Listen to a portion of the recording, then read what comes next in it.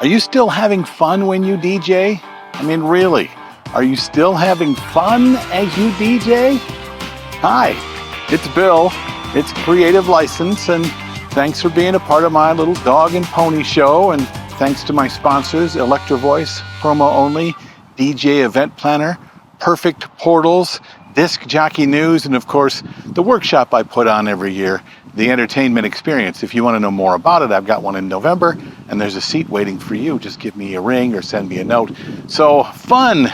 Are you still having fun? I wonder sometimes. You know, I see and hear many of my colleagues talking about what they do, and usually it's, man, I gotta do a wedding. Man, oh man, all the same music for the same weird people, the speeches I need to go through, the terrible bridesmaids being awful and drunk. Oh my God, they want to hear the chicken dance again. I have to get there early. I need to wear a suit. I need to be this. I need to do that. You don't sound like you're having fun. You really don't. And that's just weddings. I've heard the same sorts of complaints and people being upset about having to do weddings, corporate parties, and birthday parties, and bars. My God's sakes, you have a fun job. When was the last time you took the time to talk about how fun your job was? It is, you know. You get to play music for really cool and fun people. You get to be around bridesmaids and groomsmen that are there to do nothing more than to celebrate this amazing day, to clap along, to sing their favorite songs, to look at you like a rock star and high five you for playing their chicken dance, right? You get to bring out of your garage or wherever you keep your stuff, you get to bring it out. You get to hook it up.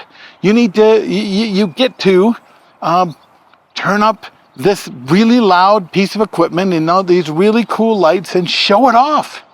You get to open a mic and have everyone stop and listen to what you have to say. You get to play your favorite music, their favorite music. You get to have fun for a living. Now, if you can't say you get to when it comes to what you do, then maybe you're not doing the right thing. Maybe you're not in a job that you should be doing, because God almighty, I can't imagine having to get up every day and dread the thing that I have to do. That's exactly why I do what I do. I don't want to have what's called a real job, or what I call a real job, and the real jobs are the have-to jobs. I have to get up and go into the office today. I have to sit in front of a computer for hours. I have to listen to my boss, who's a jerk, tell me that I don't know what I'm doing. I have to get up really early. I have to stay late. I have to show up on the weekend. I have to.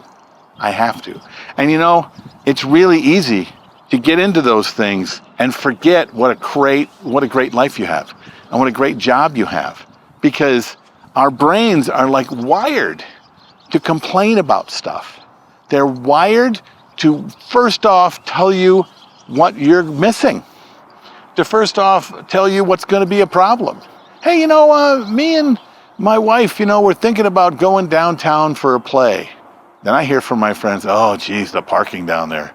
And musicals, man, I can't understand musicals. And you know that there's a lot of crime down there.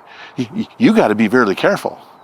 Okay, so negative, because your brain is wired to go to the negative because your brain is trying to protect you from being unhappy. Well, guess what? Life is life.